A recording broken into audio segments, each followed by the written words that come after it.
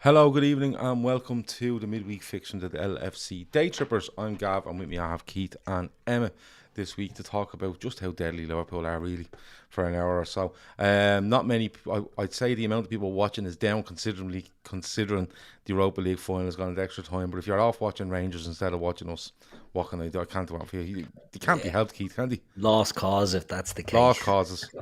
Who's the patron saint of lost causes? Anyone that's watching that match. Is it St. I don't know. St. Christopher, is it? Is it Christopher? He's Travellers, isn't he? I don't know. We have to Google is that. It Padre Pio? Nah, can't be Padre. Is it Padre Pio? I don't know. He's kind of, I'd say he's well up the ranks. I wouldn't say he's looking after the lost causes. But I'm sure somebody will know. Yeah, it seems like it must be more of a lowly saint, doesn't it, for lost causes? It's like getting the Minister of Health or something when you're in the government. It's a poison chalice. Yeah, you don't want that. No. If you get the Minister for Health in the Irish government, it's like, you know, the fella in charge just is not happening. St. Jude. Yeah. St. Jude. St. Jude. Oh, hey, Jude. There you go. There you go. Is that where the Judas things come from then, maybe? I don't know. Or was Judas in the Bible and he was a bit Judas was Judas. He was the one who betrayed our Lord. Right. Jude was also in the Bible, different person. So, you know. What was he in the Bible? I was just one of the extras, I think. I don't think he was. Okay. I don't think he was one of the apostles. So he was in the background. I think he was in the background drinking gin and tonics. He was obviously, you know, he was prominent in the Bible days, but I don't think he was one of the mainstays. The Bible days. Yeah. Okay. Well, here we are. 2 minutes 30 in, and all we talked about is the patron saints of lost causes and stuff in the Bible. That's how it works. What else would you expect? What else would you expect? Where am I going? Oh, let's start with last night. Because Kevin Chris done the post-match show last night and done a really good job, as always. They were really in great form, you know, and I think it was probably down to the fact of the team we named and the result we got. But Emma, I'll come to you first, because we all knew that Klopp had big decisions to make. When Man City don't win that game against West Ham, you're like, oh, for fuck's sake. You know, you're happy that you have won, but in the same breath, you're kind of going, oh, that team was so easy to pick on Tuesday night, and now it's not. But he manages to pick a team. It's still full of quality, in my opinion, and players that have been out with the squad a lot of the time come in, do a job, get it done, and we get down to the last day of the season. Oh, Emmett's frozen. Oh, no. No, you're there. I thought it was you that froze. No. Did you hear any of that? I didn't hear it. All right. Keith, you answer, Keith. You heard it. Last night is over here. Go on. Yeah, last night was great because, you know, you had all these lads that have been out of the team. You're right, Man City dropping points the other day. I've been listening to a lot of stuff, and they've been saying they'd nearly, you know, forget about the league. Do you know what I mean? And just, if you could put all your eggs into the cup finals. But it was great to see the lads getting a run out yesterday and last night, and some excellent performances. You know, what was it, eight changes from the cup final? Alisson. 9, I thought it was 9, was it? 9 could have been. Alisson, Konate. Who's in midfield? Milner, Jones. No, it wasn't any of them. Mane. No, Mane didn't play. Oh, not Mane. Sorry. Who plays up front? Minamino, Jota and Bobby. Jota comes on early enough for Salah. Yeah. So it's 9 changes, is it? There you go. So the front 3, the midfield 3. Yeah. Who's in midfield? Milner. Front 3, midfield 3. Milner, Elliot and Jones. Yeah, so it's 9. 9, yeah. Jones, yeah. 3 of the back 4, the midfield 3 and the front 3. But you know, the beauty of it is, it was a great performance because they all looked up for it. You know, sometimes you'd see players that have been out in the cold for so long coming into the team and not maybe being at it. But I felt like there was some excellent performance. I thought Harvey Elliott was outstanding last night. Bobby Firmino, look, I'll be honest, I've said this before. Bobby Firmino is my favourite player of the Jurgen Klopp era. I'm not saying he's the best player, he's my favourite player. I absolutely love Bobby. When Bobby is on it, Liverpool are on it, and I just thought he was brilliant last night.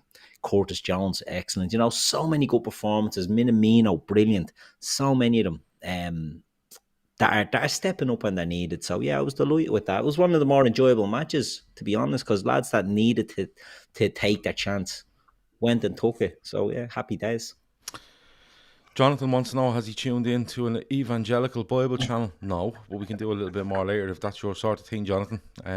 So there you go. We're here to please the masses. Yeah. Emmet, are you with us this time? Because if I ask this question and you freeze and you don't answer, I have enough. Yeah, don't start. I'm the same as Keith. I thought it was really, really good, solid performance. Controlled it, I think, from pretty much start to finish. I think it took us a little while to get going, but that's to be expected with like 9 changes, lads that probably haven't played together as others have. But then when we kind of got into our stride, I controlled it from start to finish. Same as what Keith said, lads came in, they were given their opportunity, and in years gone by, maybe lads came in and they didn't take their opportunity. Oh, you're gone again. No, you're not. Come on, you're not. No, you're still there. You're still there. We can still see him moving, Emmet. Is this it? Let him gave go. up. He gave up. Just fucked off. The hand of quad says, and this kind of says it all for me. Dave Maddock gave Firmino a 6 versus Rating versus Southampton and gave Origi a 7 after coming on in 75 minutes. There, Emmet is back now. I don't know what you're at. Clearly you haven't wired in that connection. It's clearly on the Wi-Fi, and everyone in the house is using Wi-Fi. That's exactly what's happening there. Keith, because I'm afraid to go to fucking Emmet now at this stage. Just looking through a few of them though, you know, I want to talk about James Milner first of all, because there's been talks about a new contract. Kind of the words coming out of him over the last week, you know, he's really talking up how good the squad is, what a top football club it is, how close they are, how determined they are. Regardless of what happens at the end of the season, they'll be determined to go again. You know, you look at him last night, and I thought he was brilliant in midfield. I really did. And listen, there'll be people there go, well, he's 36 and he only does this. He was brilliant for what he was meant to do there last night. He harried, he chased, he won the ball. He hit some lovely passes into nice areas. And then Joe Gomez has to go off and he just goes right back and does a brilliant job at right back. And Keith, we're looking at players like Curtis Jones, and maybe to a point Harvey Elliott, where they're going, haven't been in here in ages. And at a young age you can kind of go, this prick's only put me in because he's big or fresh to fry, but none of that from anybody. And James Milner kind of epitomises it all from start to finish last night.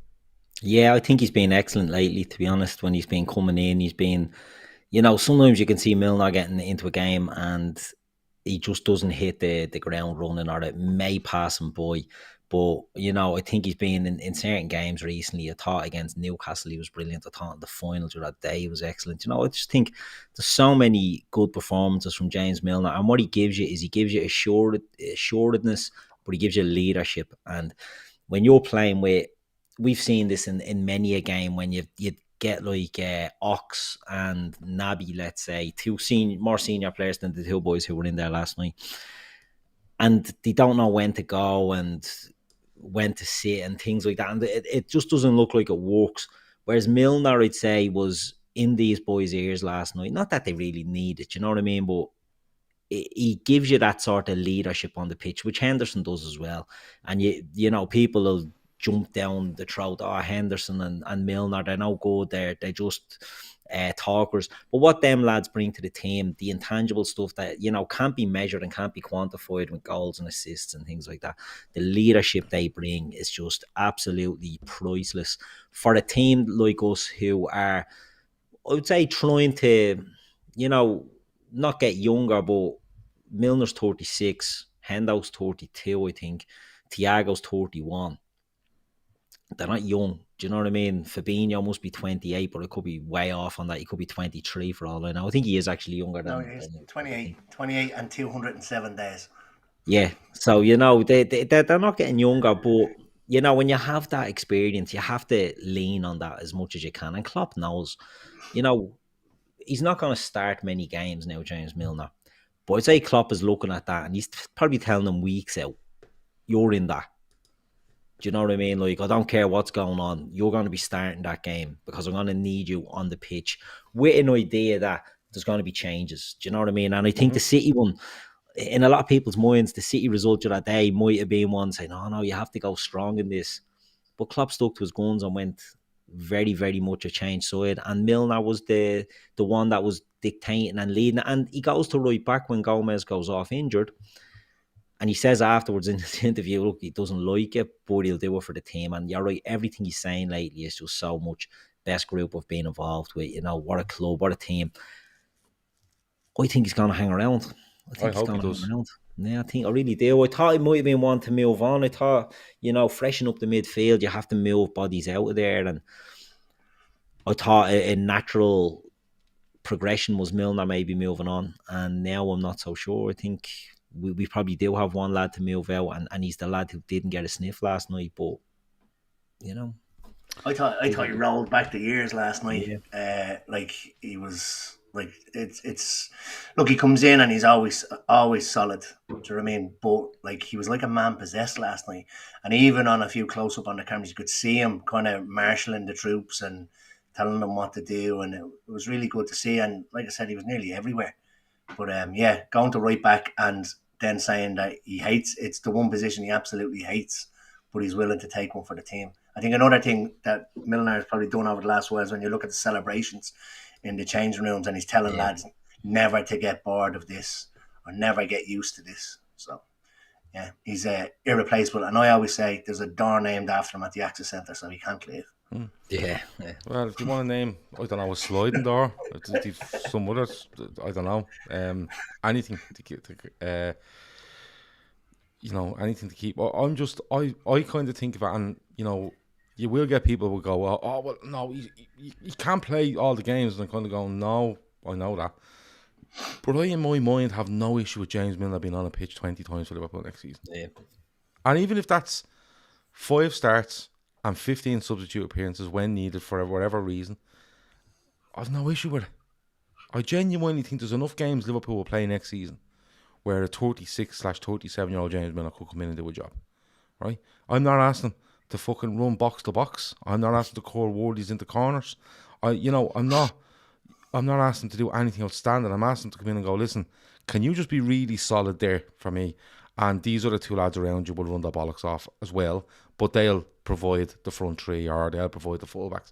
And in my head, I can't see why not.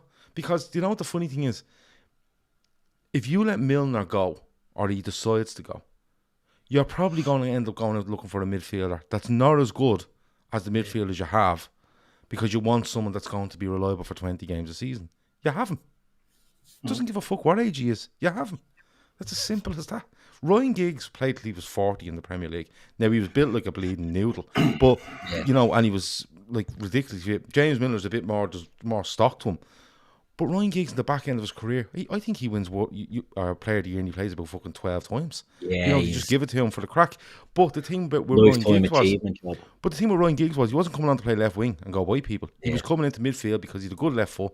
He could hold the ball and he had decent vision, so he was able to, you know, just recycle balls. Yeah, and for me, in my head, I'm kind of thinking, and that doesn't detract from if you want Tchouaméni to come in and you go, right, Ox is out and Tchouaméni's in. Milner's not going to take away from that transfer, and you're a stronger midfielder for it. If you were to take Milner out of that, then even with that transfer going through and bringing someone else in, you're kind of going, what are we going to get from this fella? Yeah. And how long does it last before that 20 games isn't enough for him, and he's kicking up in January and he's like, oh, look, I'm not getting enough games, and you know, it's hard to replace. And I'm not saying for him to go on forever, but I think the evolution of this midfield probably needs Milner there for one more year. Because somebody coming behind, i.e. maybe a Jordan Henderson, at 33 next year, at the amount of miles he has in his legs, will take on that mantle, but will probably play 30 times in that season instead of 20.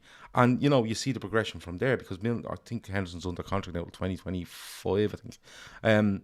So you'll probably see that progression in Henderson. I, for me, just can't see the issue. He sets the tone and he sets the standards, and Klopp has said that as well, you know. James Milner sets the standard that everyone else has to meet, whether that be in training in the pre-season when he's smashing records on running, or whether it's at the arse end of a season when he's still the fittest player in the squad. This fella sets that he won't let others dip under. And that's you know, irreplaceable, priceless. Jordan Henderson does it as well. But the more of them characters that you have, the better. And he's the most senior of them all.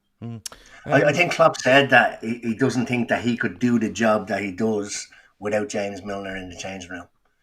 So when we're talking about playing him here and there, even if you didn't play him, I think he's probably irreplaceable in the changing room. But you have to look at that, Emmet, and say, no player's going to stay on for a year when they're told they're not going to play. They're just going to be a cheerleader. And I don't mean that in a disrespectful way. If he's not playing games, he turns into a cheerleader. If he is playing games, it's an influence that has some meat behind it because he's still playing games.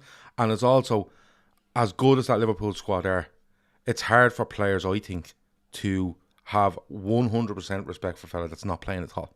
He's just coming in and going, you should be doing this, you should be doing that. And you're going, oh, you're my teammate, not me fucking coach. I don't care what age you are. And that's just a natural reaction there of human beings. You know, I'm doing all this work and you're doing nothing and have no input whatsoever, but you're telling me how it should be done. Now, realistically, they should be listening to him. The man has 20 plus years experience in top flight football. But you know how humans work.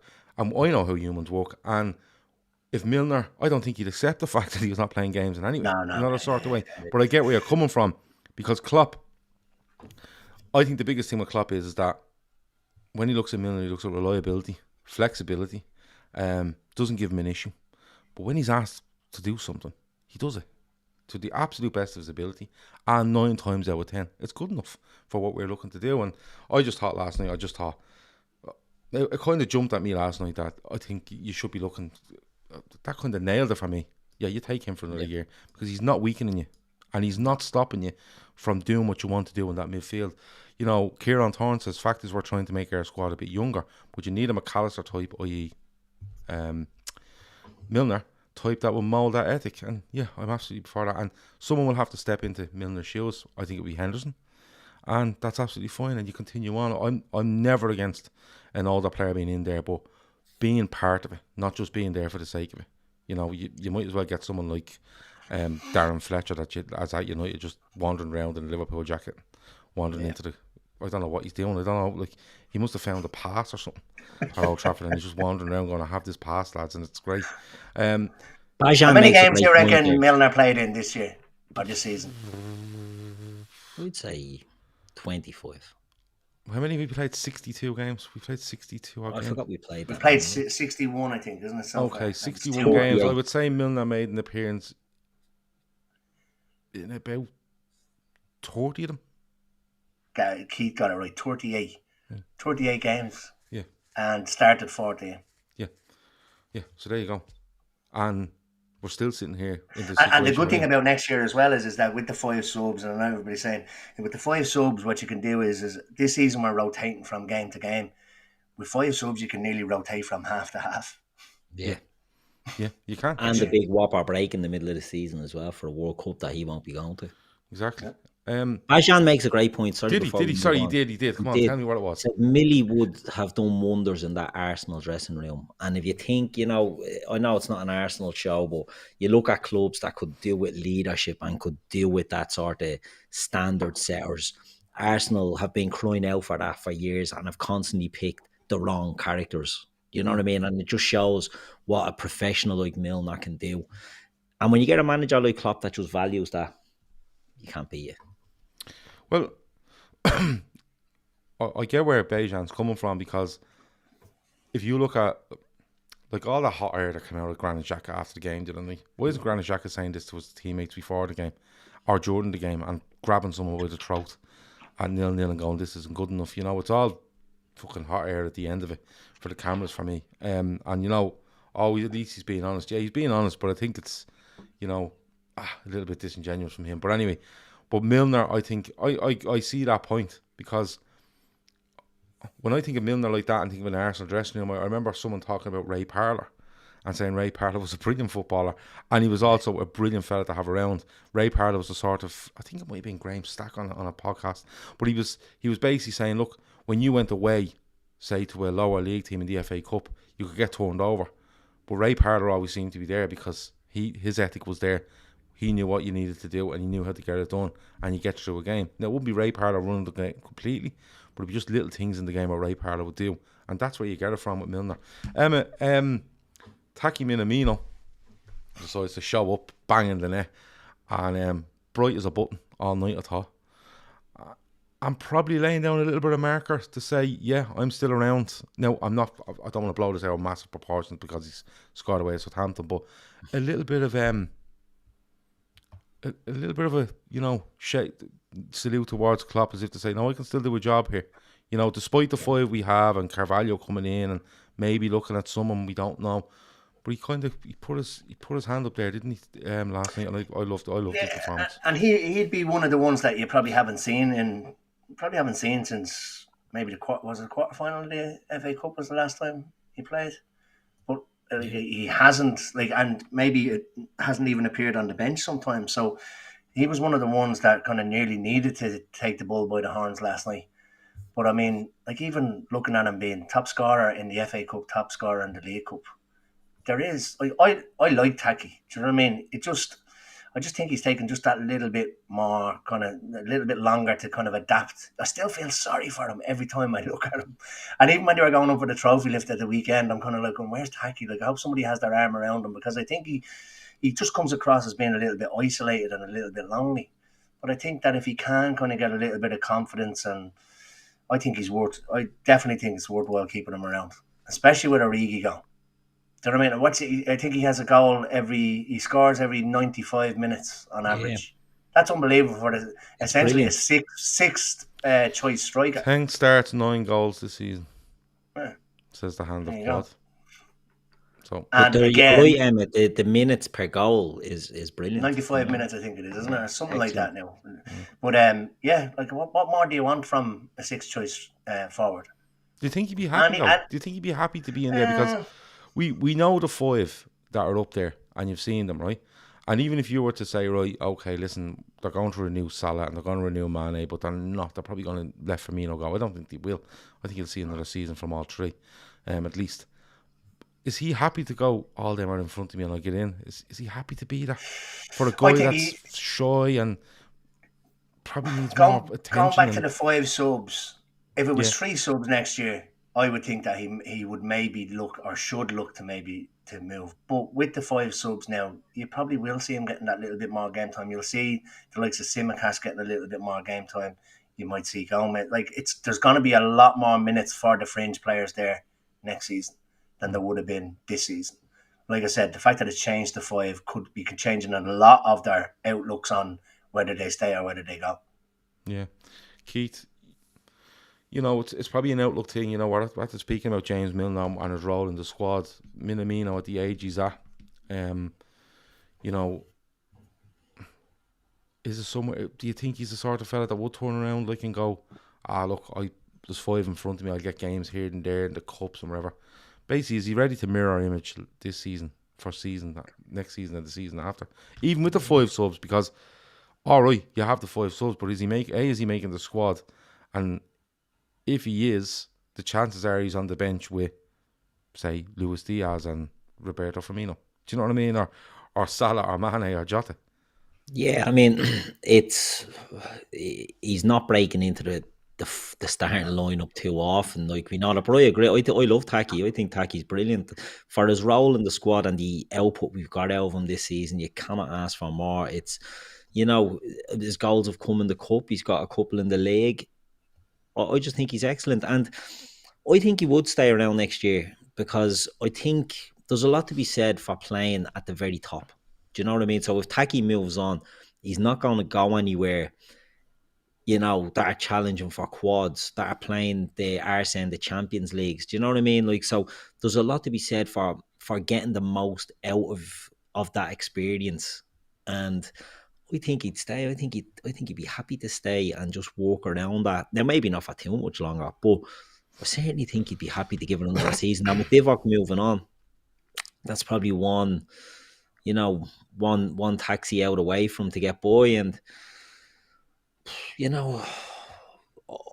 there's loads of places you could see him going. There's loads of places you could see him doing well, but none of them are a step up from Liverpool. So, do you make that choice? Mick says there, if Leeds say up, Minamino will go there. Leeds have been all over him like a bad smell.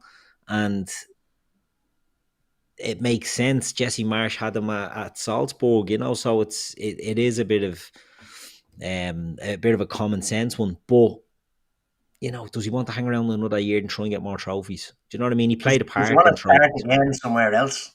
Yeah. Do you know what I mean? If he's just kind of finding his feet and kind of making friends and maybe even getting to know the language and whatever, does he want to then move and start again and be the new person somewhere else? Can I just ask, I know that they've increased the subs. Have they increased the number that you can actually name on the bench? Yeah, 9. Or is it, but it's 9 at the moment. But have they, so the fact that you can now in the use league you name 7 and use 3. Was it? I thought it was 9. No, you use 7 in the league. I think it's 9 in the Champions League. Yeah, it's 9 in the cups, but it's from what I remember, it's 7 in the league. You use 3. Now it's going to be named 9. You use 5. And is this 5 subs? Is it still going to be only over 3 changes? We named 9 last night. It was Kelleher, Thiago, Keita, Hendo. I didn't think it was 9. No, I think it's 11. I think it might be in the Champions I always League. thought the league was 7. We're using 3 and 9 and for 5 changes from 9 in the. No, listen, it could be 9. It was 9 subs last night anyway. Right. Okay. So it's 9, but you're still using 3. Which is fucking a bit weird, isn't it? That's what I'm saying. So now that they've increased it to 5, can you name more like you can do in the Champions League? I'm not too sure. Which would be another thing that would make me think that, okay, he's not getting named in matchday squads. If it increases to 5 subs and they've increased the number that are going onto the bench, he'll be named in more squads. Yeah. Or these fringe players will be named in more squads. But this is going to affect a lot of players. I think it's I don't even know if it does it give players more opportunity. I'm not so sure. I just think it gives managers more chance to rotate in games. Yeah. So if we're playing a game and we say we need a goal and we bring on Jota, right, and then we bring on a midfielder and we bring on another forward, right, that's just 3 subs. And you win the game, that's grand. But I think next season it could be like that game, but then you go, I'm whipping Trent off with 20 to go here, we're 3-0 up. I've had to make 3 subs to affect this game, but we've gone 3-0 up now. I'm whipping Trent off and I'm putting on Joe Gomez, right? Or it'll be signing that young lad from Aberdeen or whatever. And then I'm going to whip Robertson off on 80 and I'm going to put Simicast on. I think it's more of a chance to rest players in game rather than give more opportunity to players. You know what I mean? Now, you will have to use a bigger squad because if you're naming more players on the bench, if it goes up from 9, fair. But I think overall, I think it's just I could see it being something where you go 3-0 up at half time, right? I can actually keep me 3 subs here just in case, but I'm going to throw on. I definitely think Thiago and I definitely think Salah needs a rest. They're off at half time. Do you know what I mean? But I still have the 3 there to affect the game if I need to. So, it's an interesting one. Look, overall last night it was great. I have to give a shout out to Kanate, who I thought was just a monster. He was unbelievable. I thought Henderson was good when he came on. I thought Elliott, for being out for so long, was brilliant.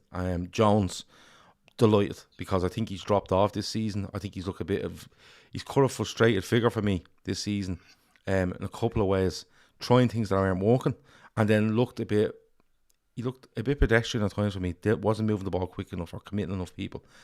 He couldn't have been further from that yet last night. He was committing players, he was going by them, he was driving, he was chasing. It was a proper midfield performance from Curtis Jones. Simicast was really good. Gomez was unfortunate, but the talk is that's okay. He should be fine for the Champions League final. He was playing really well as well, wasn't he? Yeah. On the back of a great performance against Newcastle recently at right back. 100%. And throughout the team last night, you're seeing that the quality they have, the drop off may be there over 4 or 5 games for a one-off game. I think, they've done a really, really good job. The league goes down to the last game now, and I am going to ask you how you think it might go, or how you hope it'll go, or what chances of City losing. I am going to ask that, but the big one I want to ask is, and Keith, I'll come to you first, and I'm going to come straight out with it. Is this the greatest Liverpool side of all time? I think it is. Yeah, I think it is.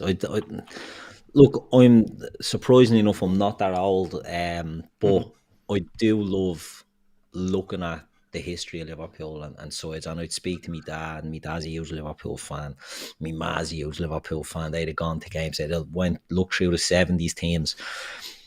I'd have asked people that were older as well, you know, and a lot of that older generation are coming around to this being the greatest Liverpool team of all time. And they would hold up like the 78, 79 team maybe as being the best. You know, we'd all hold up 87, 88, but they would be sort of between those two. I just think this team are just, what they're doing and the backdrop they're doing it to is just unbelievable. You know, we've got Liverpool going against Manchester City, right? And people don't like it, but they're two of the best managers. They're the two best managers in world football. They're two of the best managers in the history of football, and they're so two perfectionists, but they're so opposite in what they do. So Pep Guardiola is a weirdo who micromanages and tells people how to stand and what body shape they should have in each moment on the pitch, you know, and that's how he manages, and that's fine. Jurgen Klopp plays risk-reward football, and he's a perfectionist, and this is the best team we've ever seen, and it's a team that are taking risks all of the time.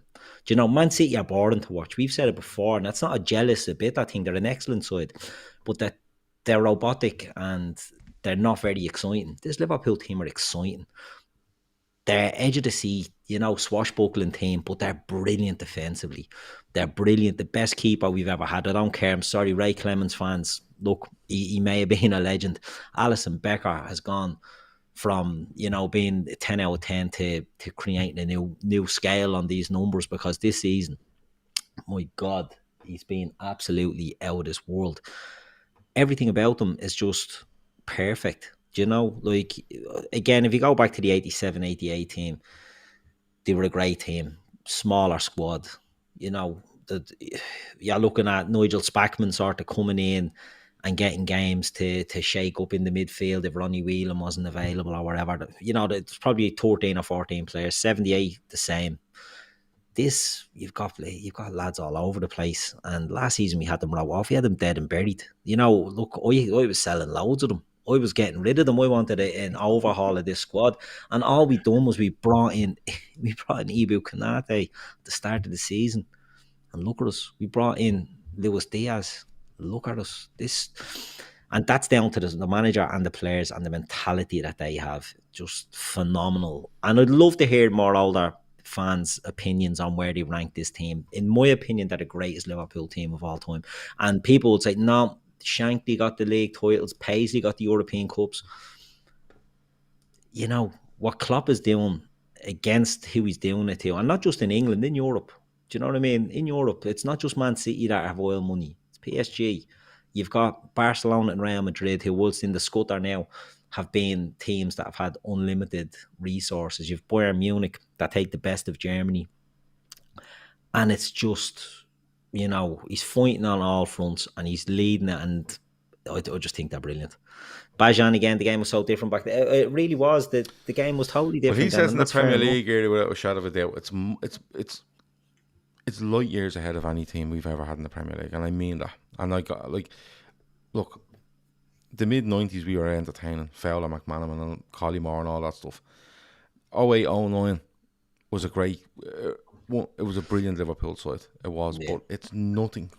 Like, this Liverpool side would eat that Liverpool side alive. And I love that 08-09 side, by the way. 13-14 was just a mental season. You can't really say much more about it. But I genuinely think this Liverpool side would eat that 08-09 side alive. Simply because of the intensity in it and the bravery in it. You know, yeah. Benitez had a way of playing. He had outstanding players and he played them perfectly. But I think this Liverpool side will go out and press the life out of them and literally play high lines against Torres and go for it. You go for it. And then absolutely go with the likes of Skrtel, Agger, Hippie or Carragher or wherever it is, Aurelio. I just think it's such a good team. And do you know what? I think what's compounded it for me, or kind of, I suppose, set it in my mind, is when I look back in the mid 80s, Liverpool lose the title in 85 to Everton, come back and win a double. You know what I mean? They lose the title to Everton in 87. They come back and have one of the greatest sides I think Liverpool have ever seen in 88. And I think the only thing lost on that 88 team is the fact they didn't go into Europe. Someone said it there earlier. Do you reckon if they had seen them in Europe, they probably would have won 2 European titles? And I can't ignore that or disagree with it, because I just that was the side that blew my mind as a very. When you look at young teams that person. had won European Cups during that period, there was definitely at least two European Cups to be had for Liverpool. There would have been, but I think the point you make is very relevant. Forget squad sizes and forget eras. I think what they're up against, all right, and the pressure that's on every game. I said it yesterday. Liverpool have had two games, right, this season that haven't counted, and they were 2 games in the Champions League, right, because they'd won their first 4. Every other game has had pressure on it. All League Cup games, all FA Cup games, and most certainly all League games. They've only had 2 games, that they haven't been up against. I don't know. I think they're just an absolutely phenomenal side. I think in my lifetime, I think they do edge it. But someone said earlier you probably need another league and European Cup to absolutely cement it. I kind of go with that as well. But overall, it's an absolutely outstanding football team. And not even an outstanding football team. I think it's an outstanding football club. Yeah. As you look at it. As a whole, it's an outstanding football club from top to bottom right now. And, we'll probably be having rows about FSG in 6 weeks' time when transfers don't come in. But when you look at, they're so in the background that you don't hear from them. They're just in the background, and Klopp's the main man, and that's who you hear from. And you see the staff, and even how the staff interact with the players on match days. Everyone gets a handshake, everyone gets a hug, everyone gets a tap on the back. Fellas, you wouldn't know their name. You know what I mean? You wouldn't even notice them walking down the street. The players, the support staff, everything that's there. And then you even look at what the club are doing with regards to ex-players. You're seeing more and more ex-players creep back into LFC TV coverage and shows they're doing on. It's just an outstanding football club at the minute. And I think, has it ever been in better shape? I don't think so. No. Overall, I don't think so. Is it the best Liverpool side you've ever seen in this modern era? Yes.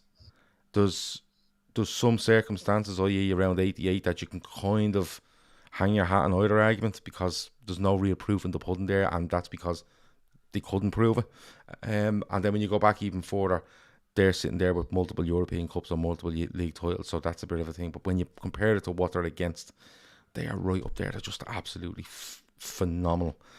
Emmet, yeah, I grew up. They win that game. They win that game last night, and you're sitting there going, 2 games where they could literally win a quadruple here. And I said it last night, you're witnessing greatness regardless of the outcome here, aren't you? 100%. Like it's the most enjoyable time I can remember being a Liverpool fan. Now, I grew up in the mid-80s, and like you and Keith, the 87, 88 team would be what you'd really kind of compare it against. I don't remember anything before that. But obviously, I was only into football, following Liverpool, and then we kind of nearly fell off a cliff, and then it was 30 years. But never in my lifetime, realistically, because I was only young at the time, have you gone from one season to the next season expecting to be in the title race. You probably naively thought you'd be in the title race throughout the barren years.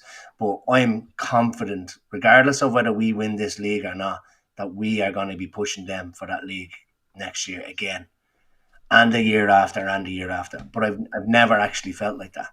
But it's the most enjoyable time I've had being a Liverpool fan, I have to say. That's not to say I didn't enjoy all the others. We had our spells. But this is just, I put them just slightly ahead of the 87-88 team. And yeah, what they're doing is absolutely phenomenal. You have to remember as well, you can look back, there's very kind of few people that will remember the teams before that. And I'm not saying that there won't be. But back then as well in Europe, you didn't play as many games. So there wasn't that much demand on teams. Like, we've played 61 games this year so far. We've won 45 of them, drawn 13 and only lost 3.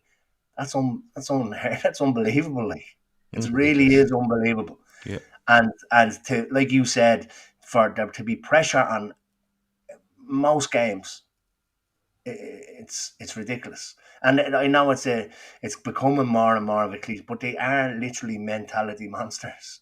Like, it's whatever about them having rest between games for their bodies. The actual the emotional drain on players as well for every game to have to be a cup final is unbelievable. So look, and I know nowadays there's more to do with sports science and kind of neurological stuff and stuff like that.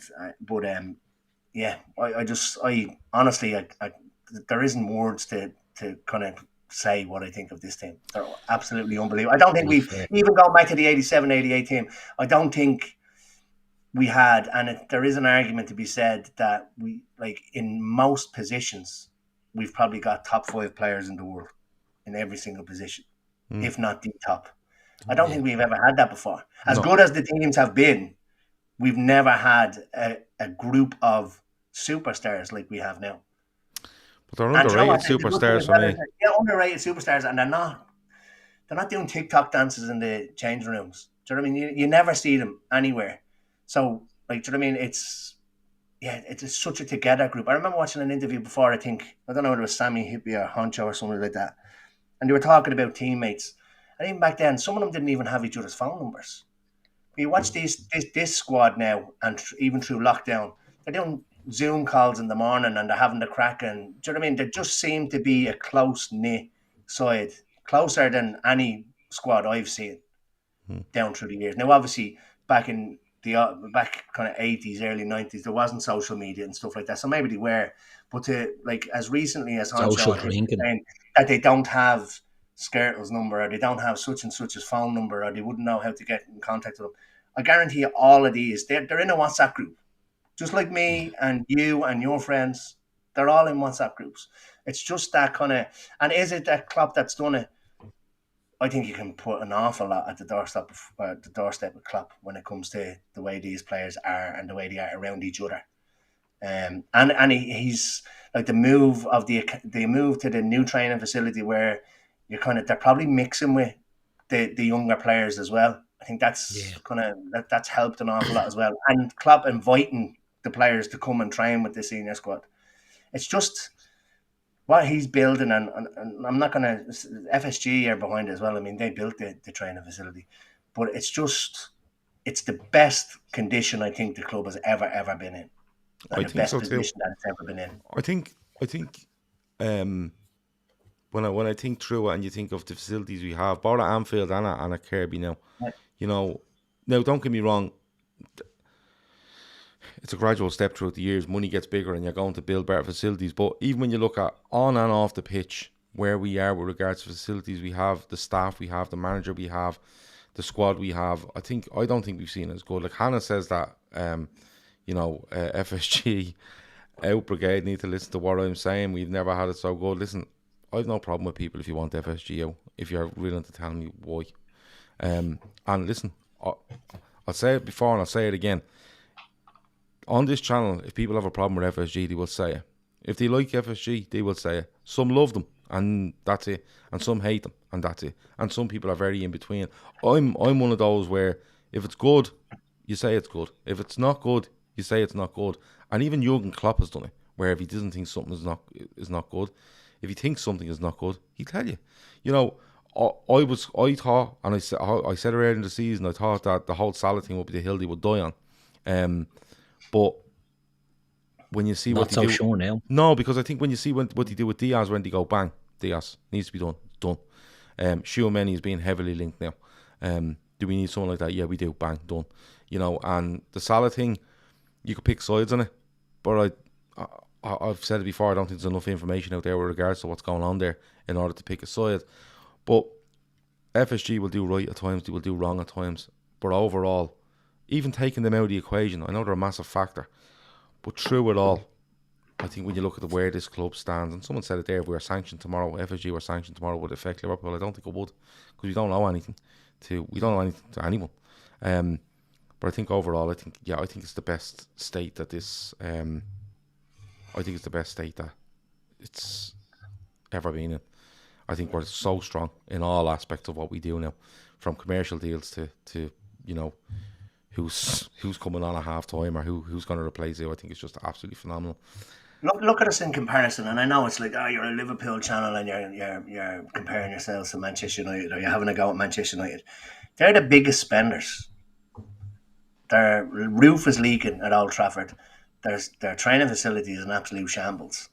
Do you know what I mean? So these FSG out that want them to spend money. Spending money doesn't necessarily guarantee it. You're not like United have tried to spend their way to what we have, and it's not always the way to do it. Like, do you know what I mean? I've said it plenty of times before. We buy players, or Klopp buys players to suit our system. Manchester United buy players to suit their fans. Yeah. I just think it's never lasts forever. Nothing like this lasts forever. Not, trust me. It can last a long time. Like Liverpool in the 70s and 80s, and like United in the 90s and 2000s, but it never lasts. It's all cyclical, isn't it? And that's the thing, these, when you're a big club and you're a top club, you do have that sort of inevitability that your turn will come around again. Once you're not acting the maggot with your books and things like that, once you're it's still relevant, your chance will come back, because the big guns will always be the big guns, and the name Liverpool will always be the big name. Manchester United will always be the big name. They're the two most important clubs in England. They're the two of the most important clubs in world football, so we'll always have that. But you're right, Emmet, you just have to look at how they're run and compare to how we're done on every facet, and it's just, it's absolute perfection. And people don't like to hear praise for FSG, but it's not all Jurgen Klopp. They brought in Jurgen Klopp. They've built the base for what Klopp has been able to work with, and Jurgen Klopp went to them looking for an extension as well, which tells you what he thinks of working for them. Do you know what I mean? So it can't be any better than it is at the moment. Yeah, 100%. And I'm not like saying that the sun shines out of FSG's arse or anything. And like Gav says, if things aren't going right, well, then you do have to kind of maybe say, look, what's going on? Like, do you know what I mean? And look, they have committed to interacting with Spirit of Shankly, etc., going forward, making decisions. Even that, like, do you know what I mean? Like, is a good thing. But Gav's right. If things aren't going right, well, then maybe we can go and say, well, listen, what's going on, or what's that? But like the pot shots, like it's the best season ever, and still in January, people were having pot shots, as Andy would say, the bottom reds. But and they got an absolute kick in the gut, like what you just said there, Keith. When Klopp came out, when he announced that he was staying, and he said that I went to them. I've never had a problem with them. They've always had time for me. We have a really good working relationship, and he was just literally burning down every FSG out person's like argument against FSG. Like, so it was brilliant. Scouts of Peace, as the prospective new owners of Chavsky, have said that they intend to use the same business model as FSG have used at Liverpool. Look, all you can do is enjoy it. That's all you can do is enjoy it, because it could, like, literally, we could be sitting here in October going, we've lost 4 of our first 12 games, and where the fuck could we going? It can happen. It can happen. But at the moment, the way the structure is at the club, even if we go through a bit of a blip at some stage, you look at last season and how tough it was. We will come back stronger. You have a manager there that believes in it. You have players that are signing deals that believe in it. You have players being linked that are literally, they'd walk over hot coal to get to Anfield at this stage. So just enjoy it. Before we finish up, though, and I've really enjoyed it. We've been on 50 minutes, but it's flown in, and I've really enjoyed talking about it. But we're going to do stuff in the Champions League next week, so I want to leave that for the minute, if that's all right. But the league has one game left. Liverpool are home to Wolves. City are home to Villa. Everything kicks off at 4 o'clock on Sunday. Keith, is there any hope for us in this? Because, Shawnee, people are accusing Shawnee being negative and this and the other, but Shawnee is not being negative. I think Shawnee's what trying to say is, look, I hope we do it. I hope we win and they lose. But if we're realistic, they're going to bash Villa, and we're probably going to beat Wolves handy, and we're going to lose it by a point. And I don't even think Shawnee's preparing himself for the worst. I think it's just he's trying to look at it in a measured manner, I suppose. Are you saying, fuck you, Shawnee, get on the train, we're going for it on Sunday? Yeah, well, if I can start a row between you and Shawnee here, it'd be great. Oh yeah, man, I'm not, because I think Shawnee is dead right. I think, and look, I'm not trying to speak for Sean, you know what I mean? Like, he speaks for himself. But what I think is, I don't think Shawnee wants, if we lose, not if we lose actually, if City win the league, I don't think he wants that to detract from how brilliant we are and how brilliant this season is. And maybe I'm wrong and he'll tell me, but I just think that is a very valid and fair point. This has been excellent no matter what happens. And I just think that there's still a chance. We've said this for weeks, Gav. Until there's no chance, there's still a chance. And I don't care if it's Villa at the Etihad. And I don't care if they go 2-0 up in the first 15 minutes.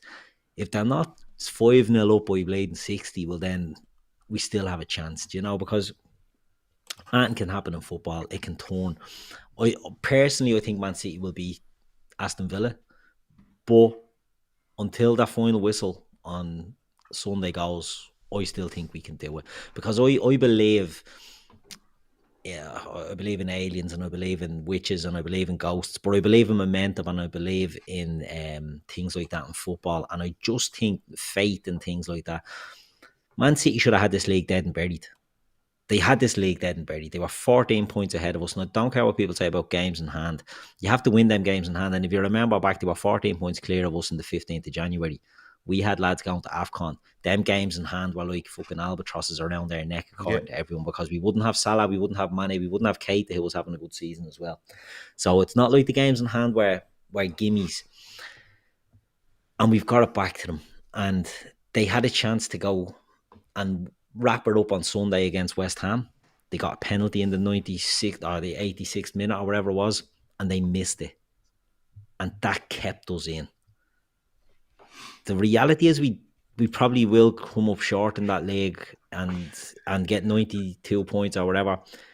I won't let that spoil the season, but I still think there's a chance. I think pressure and Man City players, every Man City player is coming out and letting everyone know that it's still in their hand, it's still in their hand. But Grealish is, according to Anthony O'Chill, Grealish is being quoted as saying, I'm looking forward to lifting my first trophy as a City player on Sunday. If that's not a reason for Villa to frustrate them, then I don't know what is. But it's so true. They're saying that there's a smell of desperation and a smell of want off the Man City players that I don't think Liverpool don't buy into that. You know what I mean? So I just think it's still there. It's still a chance. I think we win. I think we win comfortably, but I expect Man City to win. But I expected them to beat West Ham the other day as well, and they didn't. So we only need a draw. We don't need them to lose. Well, for me, I expect City to win. I think the problems Villa have, they play tomorrow night as well before they play on Sunday, which is another issue for them. I don't know what way they're going to go tomorrow night. There's talk of a few players possibly being out for tomorrow night, but should be back for Sunday. So that could be something that works to their advantage. But the big thing for me in all this is that I said before, 61 games we played, 63 is what we're going to play. 2 games where we didn't have to get a result. It's phenomenal. I think we will win on Sunday. I think Anfield's going to be absolutely flying. Mark Ross there saying flying off to Liverpool tomorrow from Sydney. The quad is on. I hope for him, just for flying from Sydney. I hope it is on. But I expect Liverpool to win. I think Anfield's going to absolutely be flying. The City of Liverpool will be absolutely flying come early Sunday morning, Saturday night, Sunday morning. It'll be absolutely flying. I expect City to win. But what I kind of would like to see is, I'd love to see Liverpool score early. And I'd love City to know Liverpool have scored early. And I'd probably love to see City go behind, just to see what happens. Because I don't think they win many games when they go behind. I know it's a lot to ask. I don't think it's not an awful lot to ask for us to go in front. But I think it's an awful lot to ask for Villa to A, go in front, and B, hold on to it in some way. But you know something? I won't give up. I won't give up hope. And although I do think Man City should beat Aston Villa, I've seen very strange things happen. I've seen John Barnes have a ball down near the cop, Yeah. with a league title in his hands and go for goal instead of going for the corner, Yeah. and we lose it. I've seen Aguero do that thing. I've seen Liverpool be United at Anfield in '92 to give Leeds the title when United were much better than Liverpool. I've seen loads of things. I've seen West Ham draw at home to Manchester United in '95 to give Blackburn a league title, even though they're losing at Liverpool. So I've seen loads and loads of stuff, and you never know what could happen again. It could absolutely happen again. The way I look at it is,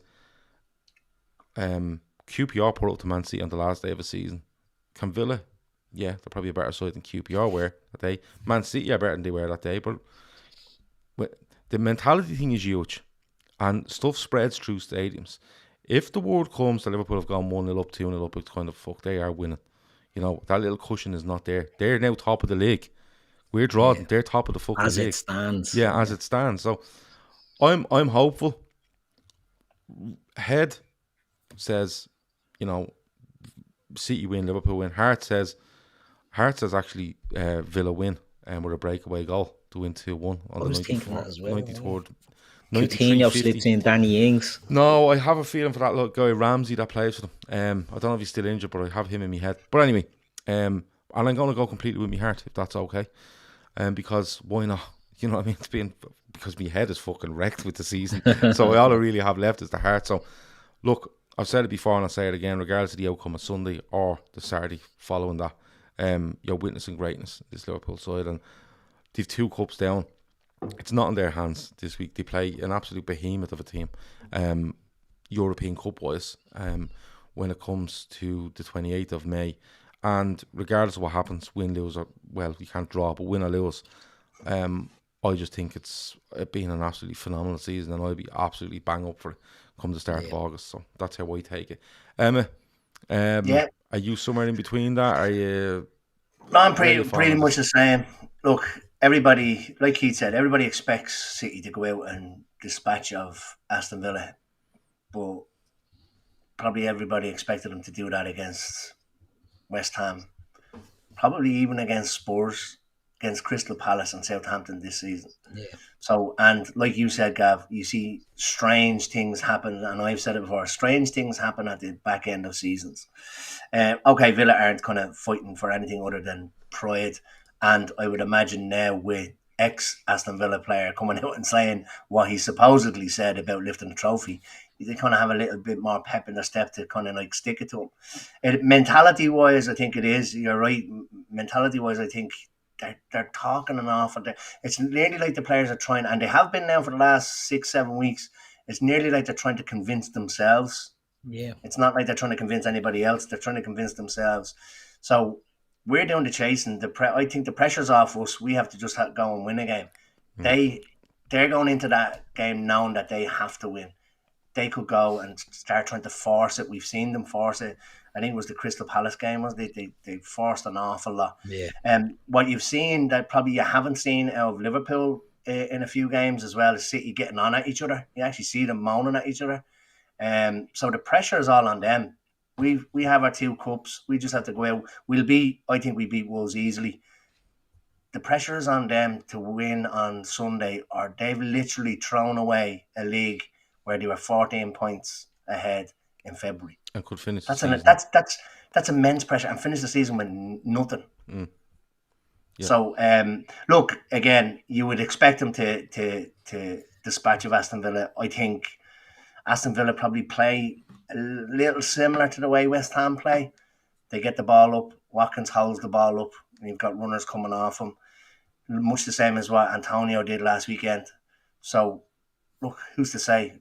If Villa can hold out, and I know you're saying maybe if Villa go ahead, I'd like them to go ahead, but maybe not too early. Yeah. When teams go ahead against Villa, 93rd minute. Sorry, with 4 minutes of injury time. That'll do. The 93rd minute with 2 when there was only 2 minutes added on. That'll be even better. Yeah. But look, and everybody's saying, they only have to draw. Villa don't have to beat them. We just need a draw, and we win. As long as we beat Wolves, we win it. Yeah. But something to me says there's that twist. I just have this in me. But again, and I said it last week, if we don't win it, an absolutely fantastic season. I wouldn't change anything, any part of it. Obviously, you would change draws and stuff like, you know what I mean. Wouldn't change any of it. I'd do it all again. And we just know that we're going to be there again next year. It's not like 08, 09 and 13, 14 where you thought, like, this is our chance, shit, we've blown it. We're going to be straight back and fighting with them for the league next year. So look, whatever happens on Sunday, I've really enjoyed this season. I do think there's a twist in it. I'm praying there's a twist in it, but I won't be devastated if we don't win it. I'll be gutted, but not devastated. Because we didn't blow it. That's the key, isn't it? People can't say you're not 14 points behind in February. You don't bottle, and all these, bottled what? We got back, we pulled 13 points back on when you're pulling 92 points out of the season, you're not bottling football. Yeah. Unless you're sitting on 92 points after fucking 31 games or 32 games, and you're right in it, and then you just completely collapse. But no, all that bottling. There's only one team can bottle this league, and that's City. Yeah. And they've done a decent enough job of it so far. Just continue it on Sunday, lads. I think the difference for Liverpool, and you talk about pressure, is in 18-19 the pressure was on Liverpool because we hadn't won a title in so long. Yeah. Now that's not on our back. We're going into going, we won the title the year before last. You won it back, and now you're going to probably retain it. We've 2 cups. We're going to European Cup final. I'm not saying it doesn't mean anything to Liverpool, but it's not like Liverpool are going absolutely desperate. And it's not the holy grail anymore. Exactly, and I'm not sure if Pep in 18-19 thought when that league was won, we've broken Liverpool. That was their pinnacle, 97 points. We've broken them. They can't do it. Look, I'm nearly sure Pep is probably thinking, even if we win on Sunday, these fuckers are absolutely coming for us next year, regardless of Haaland or whoever else he's signing. Because Shawnee said it a couple of times, and a few other lads have said it. They feel that Liverpool will come out of the blocks next season and be absolutely imperious. And adding 1 or 2, I think just 5 subs, top seeds in Champions League groups, that sort of way. It's just, I think Liverpool, I agree with people that have said Liverpool will come out absolutely all guns blazing from the start of next season. We might leave it there. As I said, the last league game is on Sunday. Then we have a week running into the Champions League. So next week we'll probably do some stuff on all Champions League games. We look forward to the game itself. And we just have a nice week doing what we do. Today is Wednesday. We're off tomorrow. Sports Unplugged on Friday. We won't have full-time Reds on Sunday. We'll have the Fatback 4 on Sunday after the game. Could be amazing. Could be. We'll be on cans anyway. Cans are absolutely necessity on Sunday night, right? Anyone that turns up without a can fuck off on Sunday, basically. And from next week then, we will have winners and losers, which should be good after the final day of the Premier League season, when all sorts of shit can happen. But Mikel Arteta will definitely get a nod, I'd say. If Phil is on, he'll probably be talking about coloured corner flags or something like that. Absolute head case. And of course, next week we will go Champions League. You will see Emmet, you will see Keith, you will see Shawnee, me, Chris, Kev, Ash. You'll see Ash. Ash was on last week. He should be on again next week. And you'll see Phil and you'll see others. And right throughout the week, we'll be doing shows right up. We won't be doing anything on Champions League Day because literally all the boys are on the piss, right? So just let me put it out there. All the lads are on the piss. But we will do something on the Sunday night regardless whether we win or lose the European Cup, if that's okay. Féileacáin is our sponsor. Not our sponsor, they're a charity partner. Why do I get that wrong every single fucking show? But they are a partner. We're closing in on $5,000. I think we're about 100 quid short of $5,000. We have 2 spots left for the golf day with regards to sponsoring one of the holes. They are €100 each. If you want to do that yourself, great. If you have a company or someone you work for or any other individual that wants to give us €100 for that sponsorship, we've 2 left. You can go and do that. And also the link to find out about Féileacáin is in the description, along with the donation page. Spread the donation page around as much as you can, because we are going to top the $5,000. I'm delighted with that, but we will have to get to 10. Emma, anything else before we go? No, all good. Just looking forward to Sunday now. Good. Bring So it on. am I. Can't believe we're 2 weeks away from the first Trippers quiz of the summer, eh, Gav? Hey, says Red Steve. Yeah, we will. You know how our summers go. Transfers, quizzes, drafts, Shawnee losing his fucking mind, and anything else we can think of. If you have any suggestions, we have got a viewers show coming up that should start next week. It'll actually start 2 days before the Champions League final. So getting the views of viewers next Thursday night will be good. It just means my Thursday nights are fucked now. I don't get me Thursday nights off because I've committed to another show. But our viewers show will start, fingers crossed, next Thursday. So make sure to check that out and keep an eye out for it. Keith, anything else before we go? What are you listening to at the moment? I haven't listened to that now in a few days. I was listening to. It's been very quiet the last few days. Yeah, I know some people are quiet. Do you know what I've been listening to? Right, I made a playlist. No, not far off. Right, not far off. I made a 70s middle of the road playlist. Right, on Spotify. On Spotify. Send us the link, man. So it's got like the Carpenters, and it's got the Eagles, and it's got Hotel California, Carly Simon, and all that sort of stuff. And if I do say so myself, it's pretty brilliant. Right. But it's not for everybody. It's not for everyone. You know what I mean? But yeah, a bit of middle of the road 70s music. Okay. Heirs of the Cop says something here that's triggered something. He says Daytrippers darts. Now, you're funny you say that, right? We're not going to be playing darts, but we are looking into this bit of technology that we can bring out with us, literally anywhere, and we can stream, right, from it in this sort of HD, and we can look exactly like this, and we'll hold this bit of technology in our hands, which we are looking at. So we could just go and have points and play darts and set this up, couldn't we? Yeah, we could. Yeah. We could just have the best summer, couldn't we? Yeah. Just doing all sorts of stuff. Hot girl summer. Yeah. Yeah, we could do like we could go and play like do you know what I'd love to play? Now we think, sorry for dragging you just have to go to bed around. Lawn bowls. Bowls? Yeah, I'd love to play lawn bowls. I don't know if they'd let the likes of us into the lawn bowls. I know, I'd wear like old man shorts and all, and white socks up to me. Just below me but knees. Say after the first shot and we're all lardy and you open it, they hear that sound of hands open.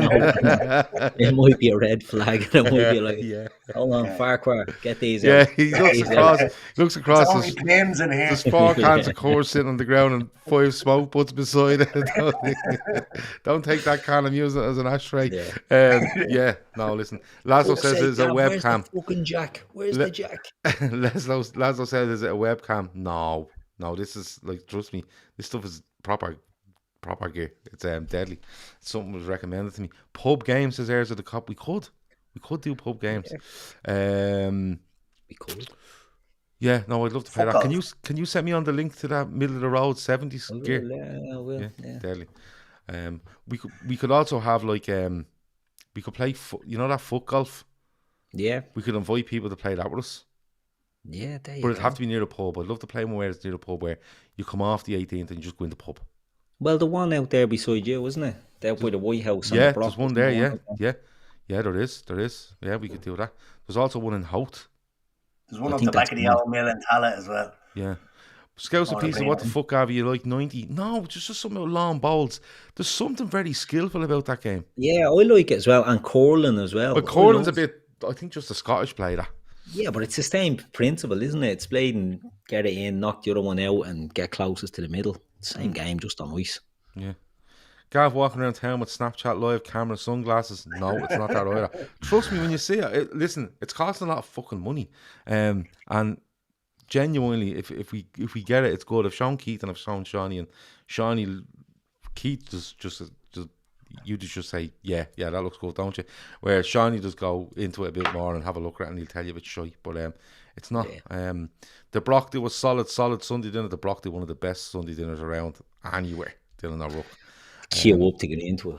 If anybody wants the link to Keith's Spotify, let us know in the comments and we will throw it up in our community tab, because Keith has claimed that it's the best Spotify playlist of all time. I think is what the word he said. Pressure now. It definitely is. If you like the Carpenters and you no. For 70s middle of the road shit, like, this is the best. Yeah, it's definitely the best. Dylan O'Rourke says Deer Park is gone, I think. Golf course there now. Deer Park had the folk golf. They had the folk golf, I think. Yeah, they 36 holes, but they took out 9 and put in the folk golf on probably the best 9 on the bleak course. And but I don't know if that one's if they've done away with the folk golf up there, they've made a bollocks of it. They should have just left the golf there. But I don't know. Should they all live watch along for the final? It's a battleground. We don't do watch-alongs. Couple of reasons. One, we can't understand why anyone would watch us watching football. And the second reason is none of the lads will do it. They're like, no, not doing it. Right, cool. Take the You know what's trippers a around. killer, right? Before we move off, right, I don't know watch along with Jamie on this channel. We done Liverpool against Fulham. Yeah. Lost.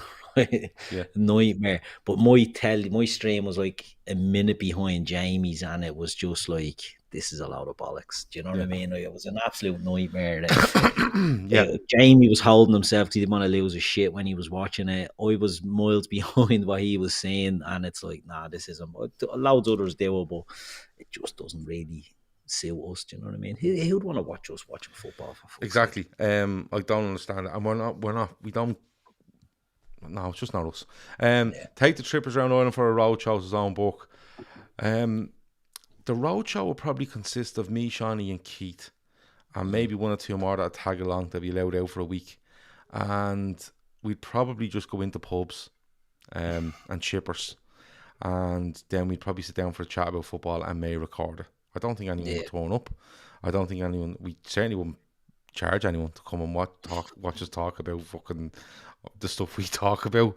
But listen, you never know. COVID's over, so we may go on a little adventure at some stage. Get the trippers band together and take it on the road. The trippers band together. You walk into any random pub in Ireland in the summer of 2022, and Keith will be sitting there playing the EastEnders tune on a tin whistle. Yeah. What more could you want from a summer holiday in Ireland? Let me see. The old people's home near me has a space if you want to, Gav. They even have containers for your false teeth. Is this because of the bowls? I think it's do you know what? I think bowls is a seriously underrated game. I think it's very, very skillful game to play. It's a game. It's a game of precision. It is. I'm going to go and play. Fuck yes. Yeah. I'm going to go and play. So that's Keith, that's Emmet, that's Gav. That has been the midweek fix for this week. As I said, we have a day off tomorrow. We'll be back on Friday with Sports Unplugged. Hit the like button on your way out if you want. We can't ask anymore, for fuck's sake. Subscribe if you want. It's always free. It's always here. It's always a laugh. And sure, you're getting Spotify fucking stuff and all over. What more do you want? Over and out.